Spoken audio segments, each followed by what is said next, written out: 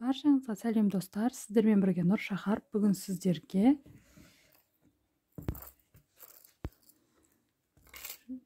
жүруге өте ыңғайлы, киюге де өте ыңғайлы, жайлы әрі ерекше макаси тоқып үйретемін.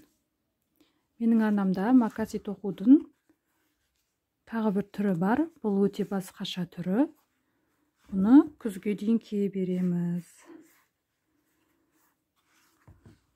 Күн салқындағанша кие беруге болады.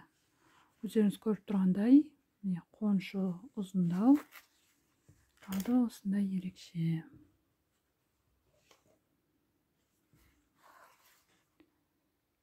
Жұмысымызды бастамас бұрын менің арнама жазылуды ұмытпаңыз. Олай болса, біз сабағымызды бастаймыз. Ең алдымен достар, сіздерге қажетті құралдармен таныстырып өтейін. Бізде осындай арнайы табан, және де осындай зажигалка, не болмаса шырпы болады.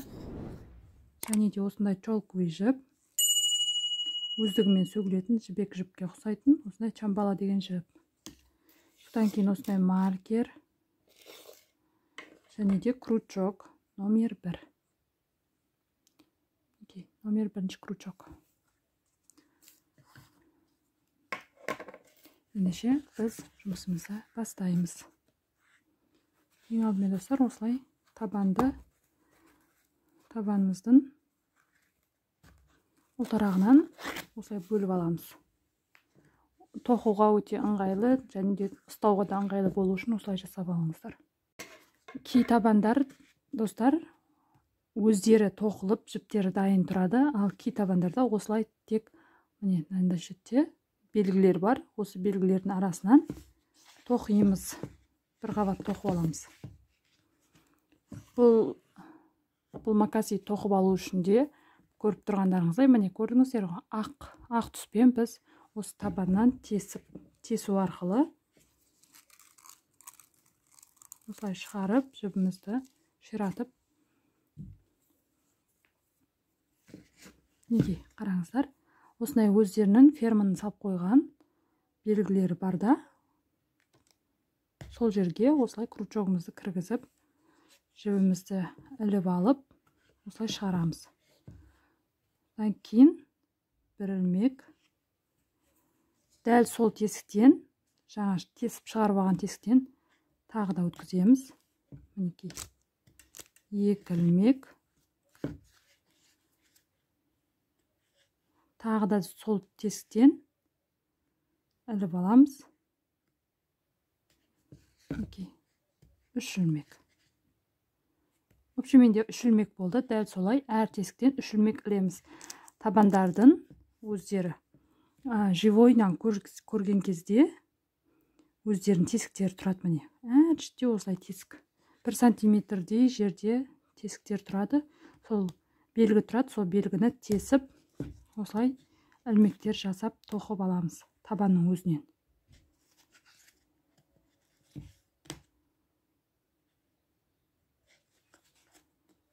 Бір тесіктен міндетті түрде 3 ілмек шығаруымыз керек.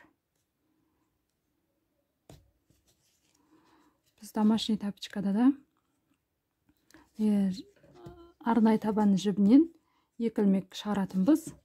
Домашний тапочкаларда міндетті түрде солай болады.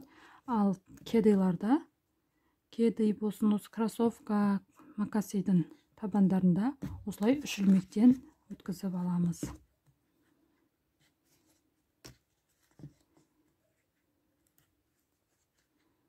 Мінекей, еш қиындығы жоқ. Дәл осылай белгіленген жерден осылай 3 ілмек іліп, табанымызды айналдыра келіп тоқимыз. Осы жерге дейін айналдырып келіп тоқимыз. Мінекей достар, мен осылай айналдырып алып келдім.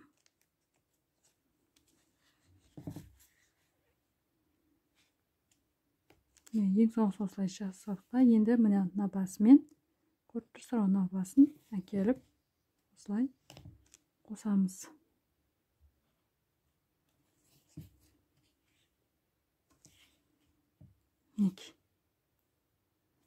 Енді бір воздушный ілемізді. Кәдімгідей столбик без накид тоқып шығамыз. Мінекей. Көріп тұрғандарыңыздай, міне көрдіңіздер ғой. 2 қатар столбик без накид тоқимыз. Столбик без накидті міне. Егер сіз тоқу білмейтін болсаңыз, менің арнамда 0-ден бастап тоқу үйрену сабағы бар. Мен оны астыға описание бөліміне сілтемесін тастап кетемін. Дәл сол жерден тоқып үйреніп, осы табыса келетін мақасиді тоқып үйреніп алыңыз. Мінекей, көріп тұрғандарыңыздай, осылай без накидпен, столбик без накидпен табаннан тоқып алған жіптің үстінен столбик без накид тоқып шығамыз.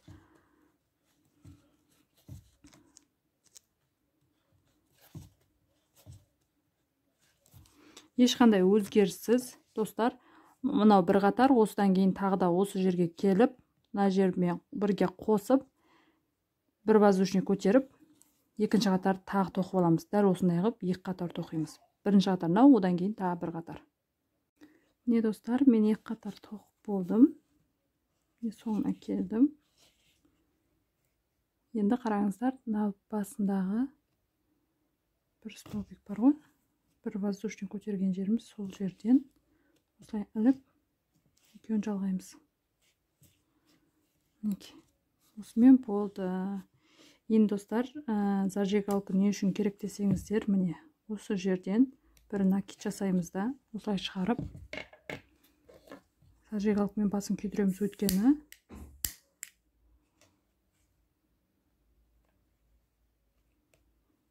бұлар өздігімен сөгіліп кететін жіп болғаннан кейін, осылай міндетті түрде зажигалкамен не болмаса оттықпен басын күйдіріңіздер. Бұл жіп осылай қала береді. Енді достар, біз мына аяқ киімнен енді төбесін тоқуға көшеміз. Төбесін міне қараңыздар, өздеріңіз көріп тұрғандай тығыз әрі қалындау. Мына жерге қарағанда мынау қалың болып тұр. Не, көрдіңіздер ғой. Енді кейін кезде өте әдемі болып тұрады. Міне тұрған ең бірінші басынан бастап тоқимыз. Көріп тұрсыздар ғой. Дәл осы жерден басынан бастап тоқимыз. Оны қалай тоқимыз? Міне қараңыздар. Дәл мына жерде міне өзі ферманың салып қойған несі бар. Жағадай бөлік сызығы бар. Міне көріп тұрсыздар ғой. Тапчик аяқ киімнің табаннан осындай белгісі бар. Міне мынада дәл сондай. Мына жерде белгі тұр. Дәл осы белгінің үстіндегі не тұрған столбикке бір маркер қадаймыз.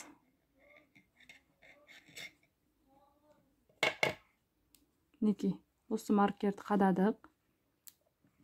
Енді достар қараңыздар, дәл осыны ортасы деп аламыз. Енді қараңыздар, мына жақ беттен біз общий ортасына 10 столбик тоқимыз, бірақ біз 14 қылып аламыз. Ол не үшін? Қараңыздар, міне мына жерден бастап санайым. 1, 2, 3, 4, 5. 5 бізде столбиктің жартысын, мені мына жартысын көрсетемін да, аяқ жартысын көрсетемін тосын. Бірінші 10-ды 2-ке бөлгенде 5-еу, сондықтан мына бастан бастап 1, 2, 3, 4, 5. 5. Содан кейін бір көз тастайтын көзіміз бар. Сонымен 6, мынаумен 7. 7 болғанда міне дәл осы жерден, 7-шіден белгіден кейін 7 петля тастап, жібімізді міне ілеміз.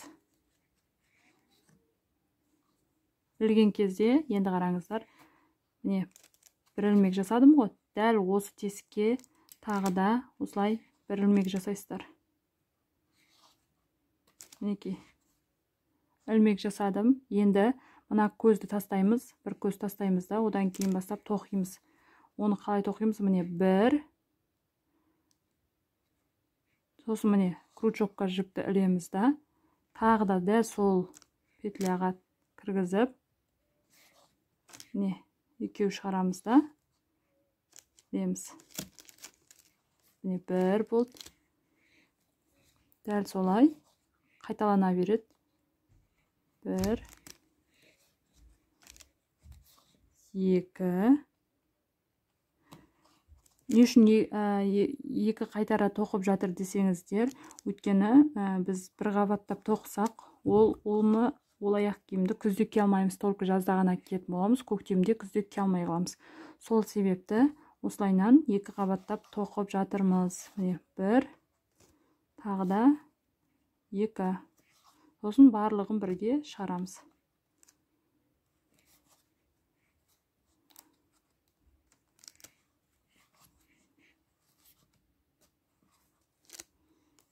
Мінекей.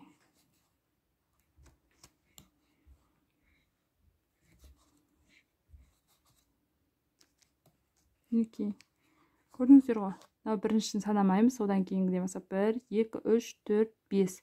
Бесеу тоқып болдым. Дәл осы тоқыған бесеуіміз 10 болғанша тоқимыз. Маркерді алып тастаймыз. 5,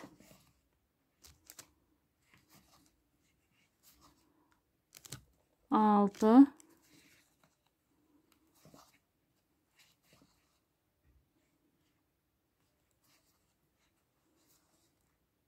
7,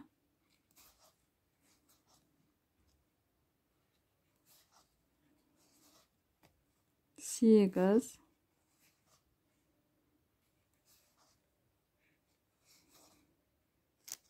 9,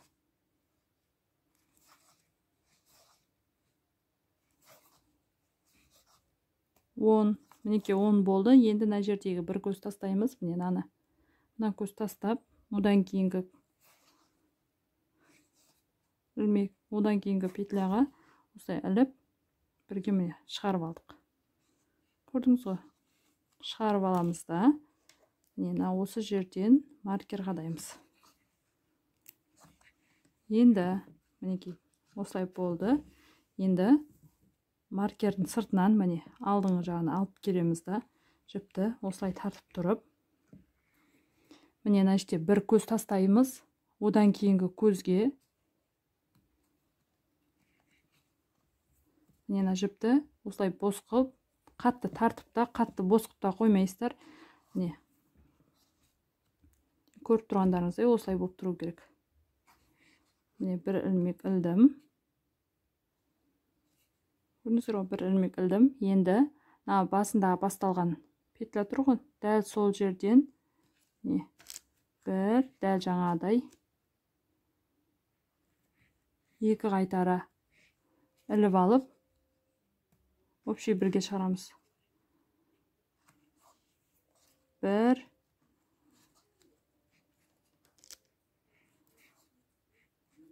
2,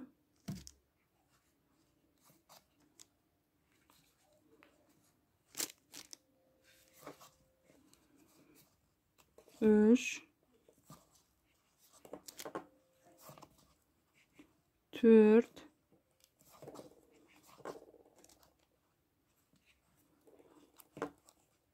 5,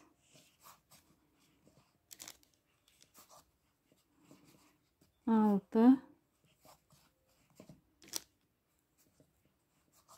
7,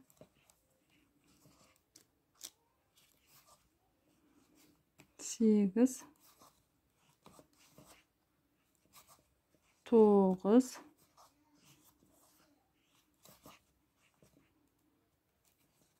10,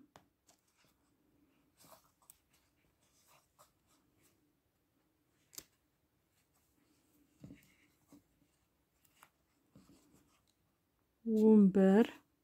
Енді қараңыздар, міне дәл мынау столбик тұр ғой, міне мына жерде ілмек. Дәл осы ненің астынан, іліп алған ілмектің астынан 11. Мынау енді ең соңғысы, қараңыз. Бір іліп алдым, екі іліп алдым. Мына ілмекті қосып, барлығын бірге шығарамыз. Көрдіңіз ғой? Енді мына көз тастап, келесі көзге осылай біріктіреміз. Қайтадан маркерді қадап қоямыз. Мінекей. Мына жерде 1, 2, 3, 1 2 3 4 5 6 7 8 9 10 11 12. Міне 12 болды. Басында біз 10 тоқыдық, енді 12, енді 14, дәл осылай 14 тоқимыз. 14 қып тоқимыз. Осы басын тартып отырамыз міндетті түрде. Осылай жіпті бостау қылып алып келіп, мына іште бір көз тастап, одан кейін көзге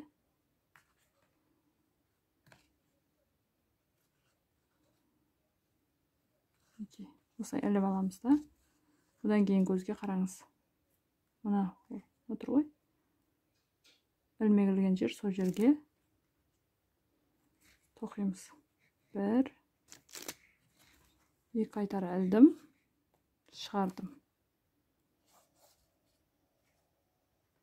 Одан кейінге ілдім, 2 қайтара іліп алдым, шығардым. 2 қайтара ілдім, шығардым. Дәл осылай, осы соңына дейін тоқимыз.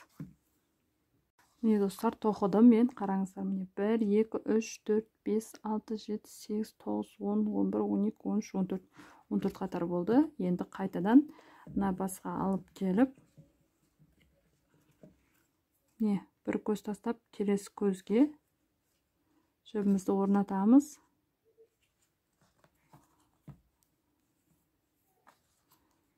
Не осылай жіпті ұстап тұрамыз да, жіпті орнатамыз. Одан кейінгі дағы бастап тоқимыз. Ілмек шығарған жерден бастап тоқимыз осылай.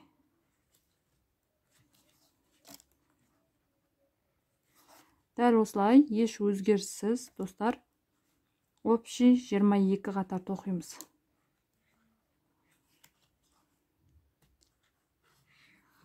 Мінекей. Мен бір қатар тоқым, 2 қатар, 3 қатар тоқыдым. Енді 4-ші қатарымыз, біздің бастап кеткен міне 10, 12, 14, 16, одан кейін 18 деп дәл солайдан кете береді. Мына жерде мен 1, 2, 3 қатар тоқыдым. Мына 4-ші қатар тоқып жатырмын. Дәл осылай 5, 6, 7 деп 22-ші қатарға дейін тоқимыз. Ең соңғы 22-ші қатарда мына 2 қайтара ілген ілмегіміз 54 болу керек міне. Мысалы, жаңа 14 болып еді, дәл солай 54 болғанша тоқимыз 22-ші қатарға дейін. Мына жібімізді қатты ери бос тартып қоймаймыз. Ровны қылып, әдемі қылып тартыңыздар. Мінекей достар, мен 22 қатар тоқып болдым, міне қараңыздар. 1 2 3 4 5 6 7 8 9 10 11 12 13 14 15 16 17 18 19 20 21 22. Дәл осылай сіздерде 22 қатар тоқисыздар. Қырдан қарағанда осылай болып тұрады. Теп-тегіс, өте әдемі болып тұру керек. Және де енді 23-ші қатар тоқимыз.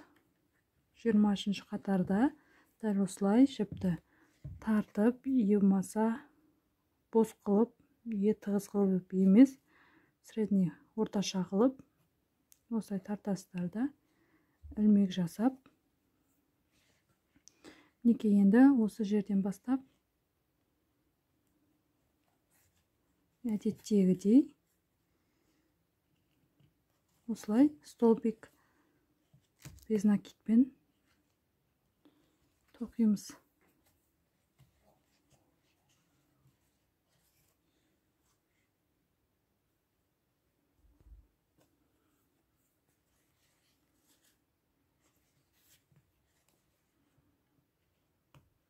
Мінекей столбик без накид. Санап отырып тоқыңыздар. Өткен шатасып кетесіздер. 1, менде 2,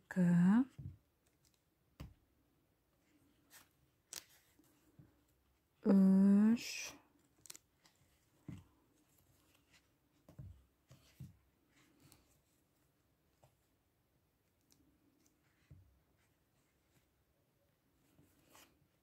4,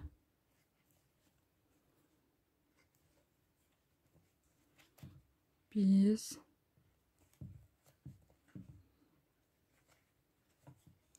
6, 7,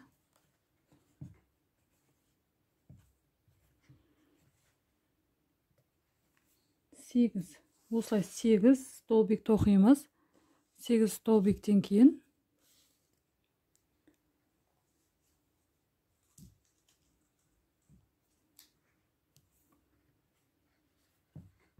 не 8 столбиктен кейін столбик знакидімен неке қараңыздар, ол знакид дегеніміз міне мынау жаңа столбик без накид қой. Енді біз столбик знакидімен прибавка жасаймыз. Не, оны қалай жасаймыз? 1 келесімен міне 2 крючокта 3 петля, сол үшеуін бірге шығарамыз. Көрдіңіз ғой? Дәл осылай 4 столбик прибавка жасаймыз.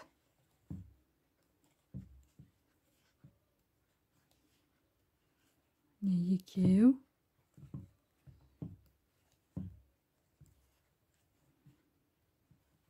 3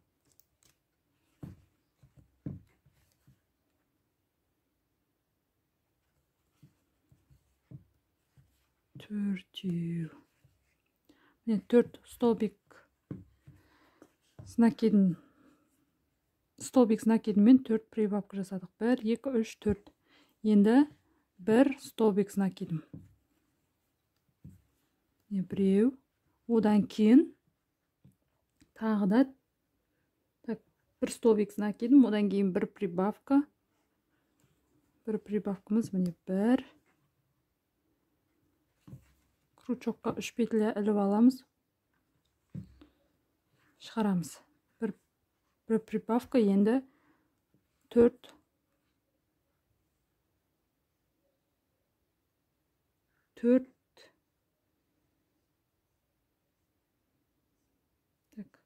бұл 1 столбик знакидімнен кейін 1 прибавка, енді 1 прибавка емес 5 прибавка. Мінекей нәште біреуін жасадық.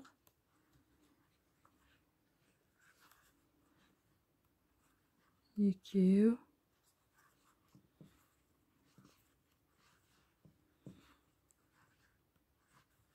3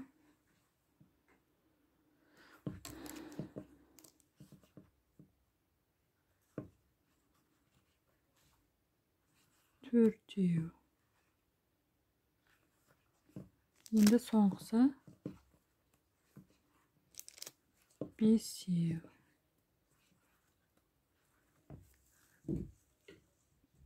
Енді 1 столбик знакидім. Одан кейін тағы да 5 прибавка.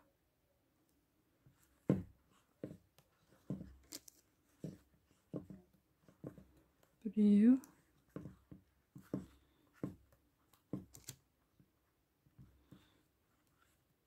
2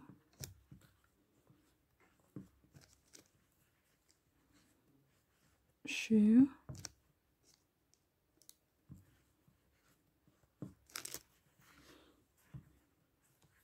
4. Соңғысы 5.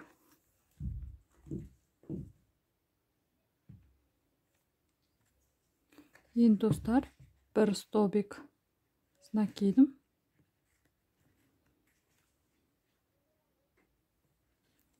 Енді тағы да прибавка жасаймыз. 1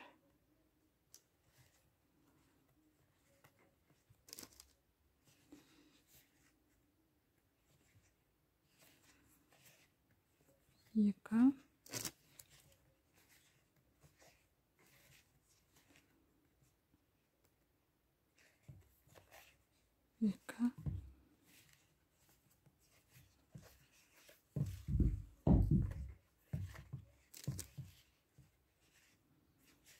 3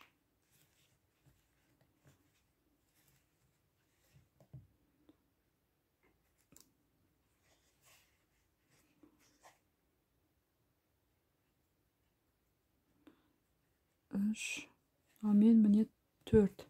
Енді достар 8 столбик с накидін тоқимыз. 1 2 3 ой, кешіріңіздер, 2 қайтара тоқыңыздар. Мен столбик с накидін тоқып кетіппін. Мінекей 2 қайтара дегеніміз, осы столбик с накидімді осылай 2 қайтара тоқисыздар. 2 қабат болып. 1-ді тағы 2 салып аламыз.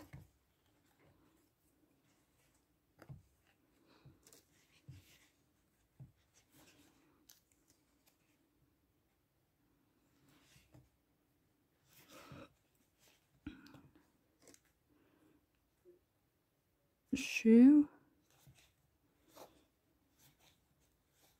төртеу,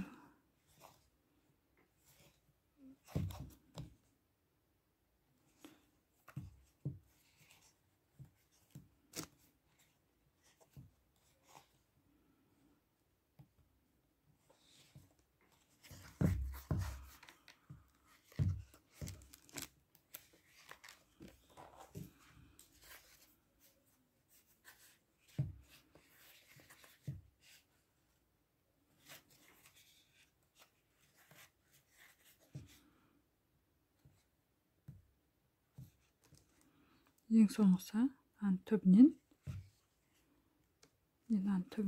аламыз да.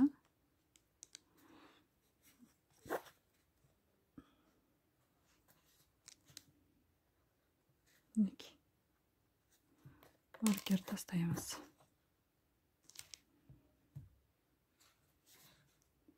Енді біреуін тастап,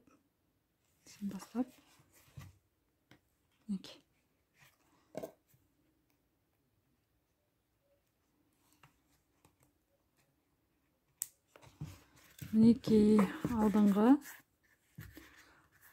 кедейіміздің алдын тоқып болдық. Осылай тоқып аласыздар сіздерде. Мінекей мен аяқ киімін салыстыратын болсақ.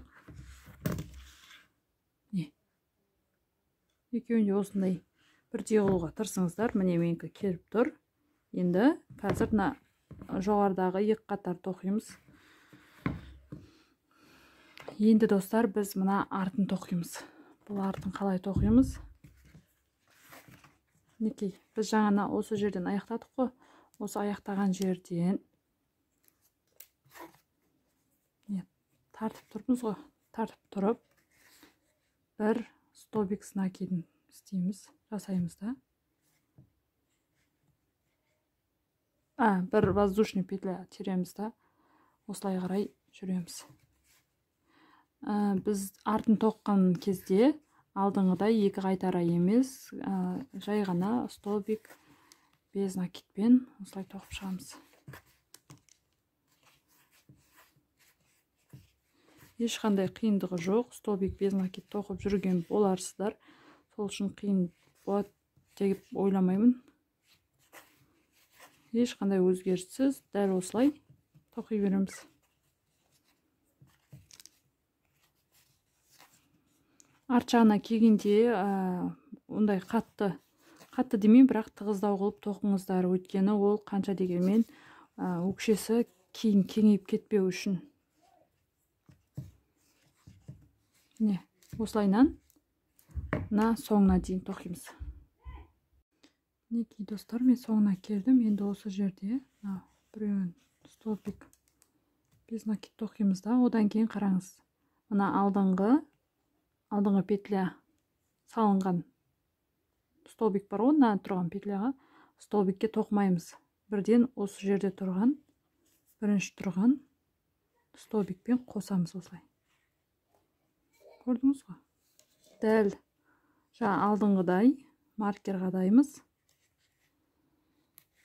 Жібімізді айналдырып алып келіп,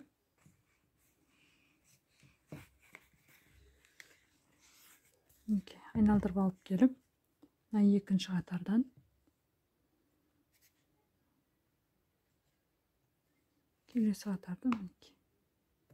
келесі қатардан бастап тоқимыз.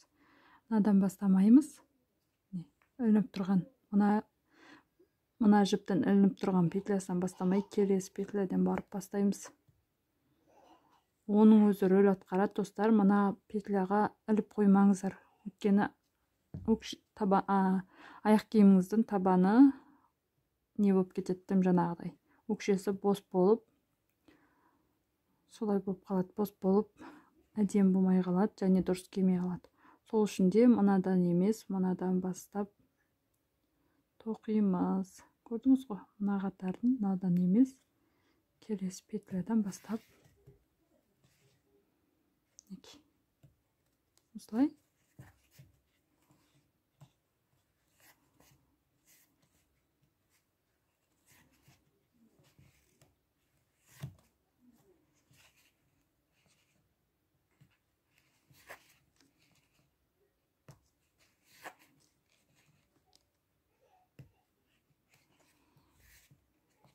Өте оңай әрі ерекше алып,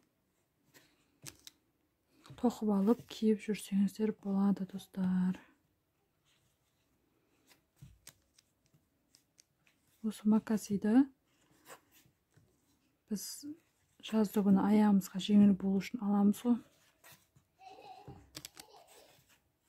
Соны алып жүрмей өздеріңіз шығыны аз тұратын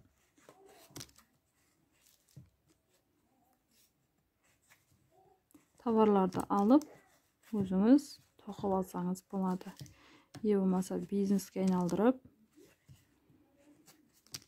тоқып, сатып, пайдалансаңыздар да болады.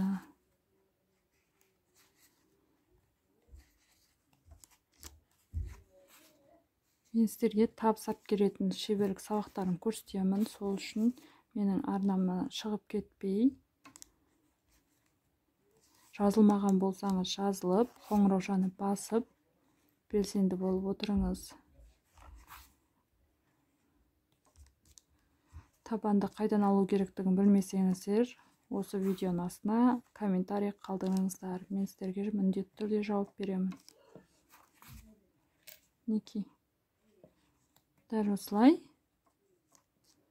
Ешқандай өзгеріссіз тоқи бересіздер. Не? Жаңа мына басқа барғанда көрсеттім ғой. Ең соңына келгенде бірден соңында көрсетіп жіберейін достар сіздерге. Сіздер шатасып отпаңыздар. Сол үшін көрсетіп жіберейін.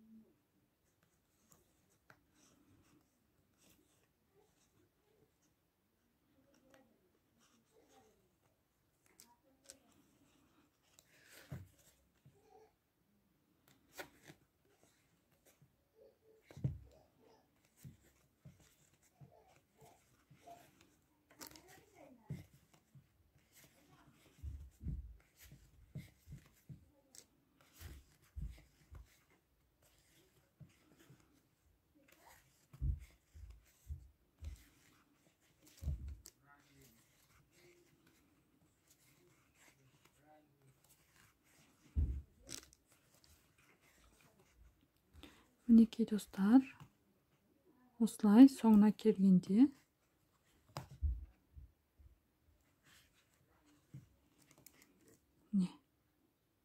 мына тұрған жерге осылай іліп, осылай үшеуін бірге шығарамыз да. Мына тұрғанға ілінді, енді келесіге іліп, тартып шығарамыз. Ой, кешіріңіз, наған ілінді, наған енді наған ілеміз.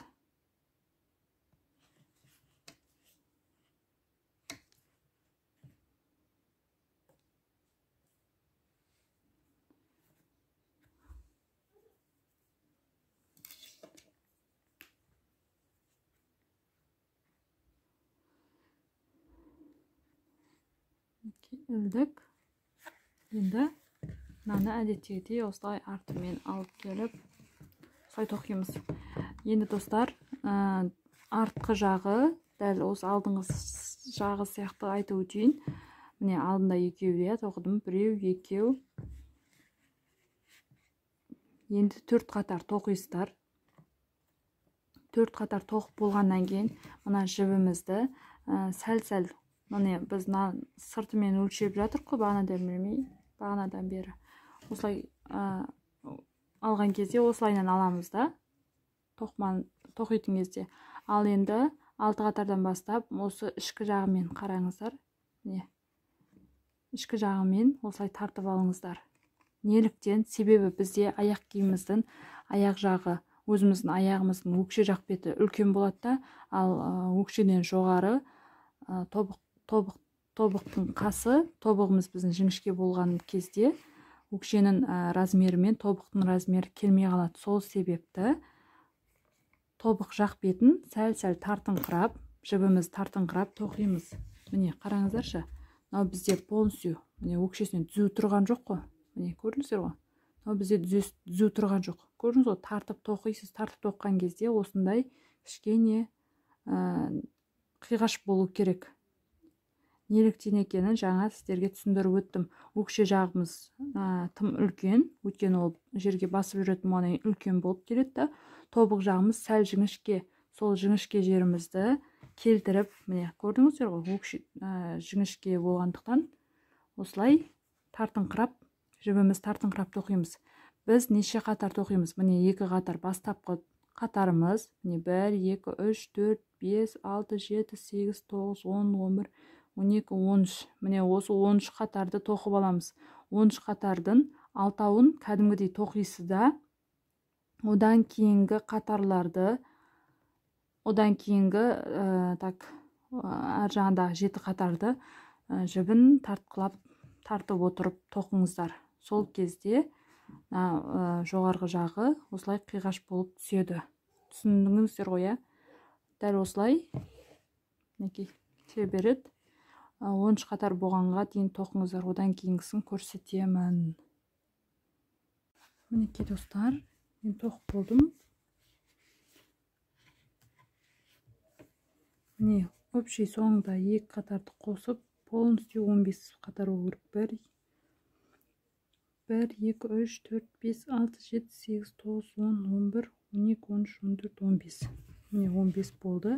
2 қатарды қоспағанда 13 қатар. Өзім айтқандай 13 қатар. Мінекей алдының формасы осылай, арттың формасы осылай. Міне көріп тұрғандарыңыздай, бағана айтқандай доғалы болып тұр. Осылай.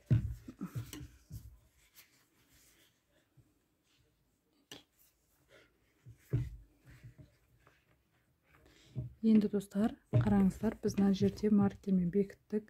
Енді тағы да бір айналдырып алып келеміз да.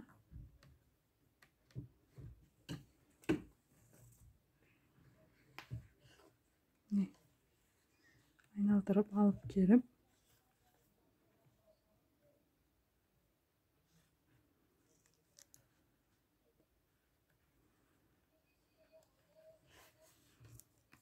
тағы бір қатар тоқып аламыз.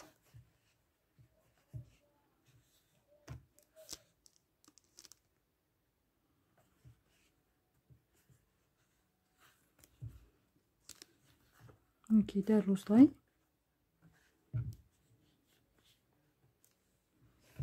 Тағы да бір қатарды мына жерге дейін тоқып аламыз. Бұл бізде 14-ші қатар. 14-ші қатарды алдымен қосып тоқимыз. Оны қалай тоқимыз? Мына жерге дейін тоқып алыңыздар. Бірінші. Мінекей достар, біз келдік. Енді осы жерден, мінекей қараңыздар, осы жерден мына тұрған петляға, қасына тұрған, алдыңғы петляның қасына бастап осылай тоқи береміз. 1, 2, яғни айналдырып.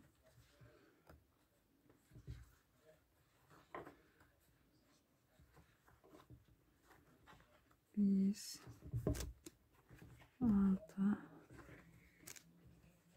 7,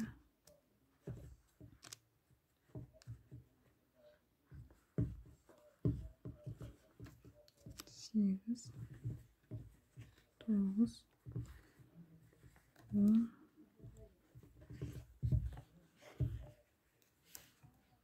11, 12, 13. Енді осы жерден достар қараңыздар, біз қысқартамыз. Убавка жасаймыз. 1 іліп аламыз да, келесіне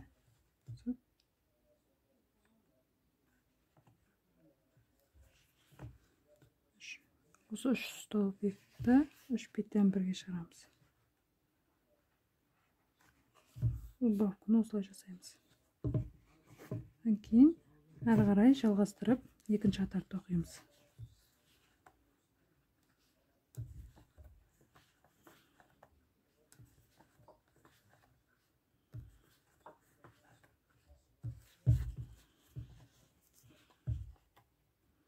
Ешқандай өзгеріссіз мына басқа дейін тоқимыз. Мінекей достар, мен мына басына келдім. Енді осы жерден тағы да бұрышынан прибавка жасаймыз. Мінекей 1, 2 ілмек алып, осылай прибавка жасаймыз, жібереміз. Содан кейін әрі қарай столбик без накидпен тоқып кете береміз.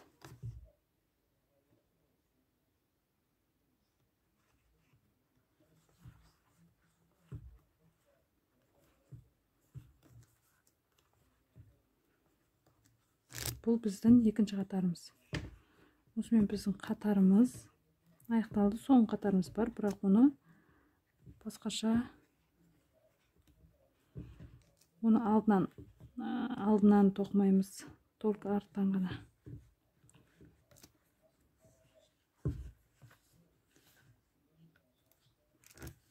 Мына жерден тоже прибавка жасап жібереміз. Көрдіңіздер ғой? Енді әрі қарай столбик без накидпен мына басқа дейін тоқимыз. Мінекей мен соңына келдім. Енді осы жерден бір столбик тоқойым. Содан кейін достар қараңыздар. Бір столбик тастап, одан кейін столбикке осылай қосып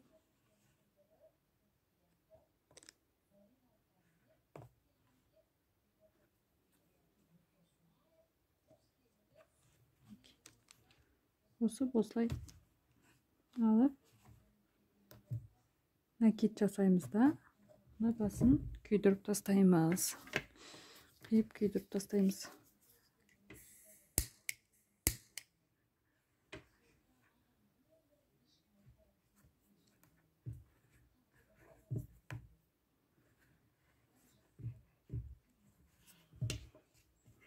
Мына тұрған жіпті арасына осылай жасырып кетеміз.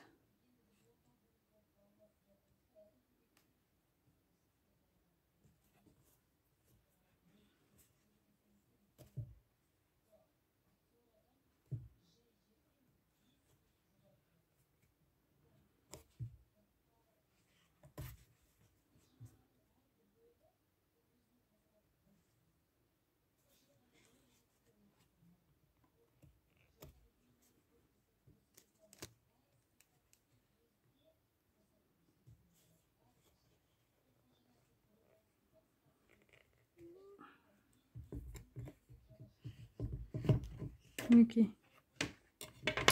Мен осымен аяқталды. Енді осы жерден қараңыздар.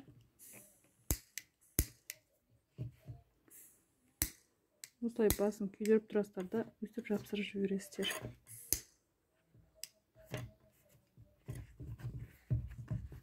Дәл сондай шығып тұрған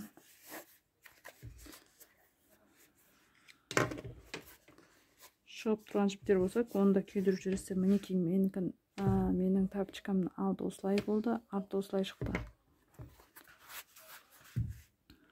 Жанынан қарағанда осылай, алдынан қарағанда осылай.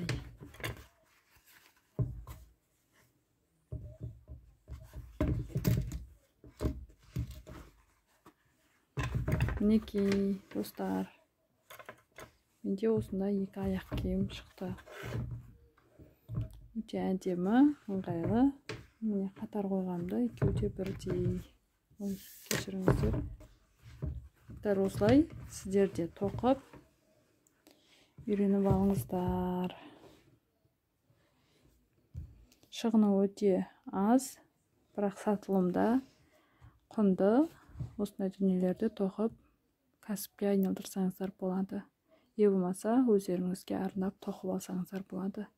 Осымен сабағымыз аяқталды. Келесі видеода жүздескенше. Тоқтай тұрыңыз. Сіз менің арнама тіркелуді ұмытып кеттіңіз. Сол үшін де менің арнама тіркелуді ұмытпаңыз. Видеоға лайк басыңыз. Келесі видеода жүздескенше сау болыңыздар.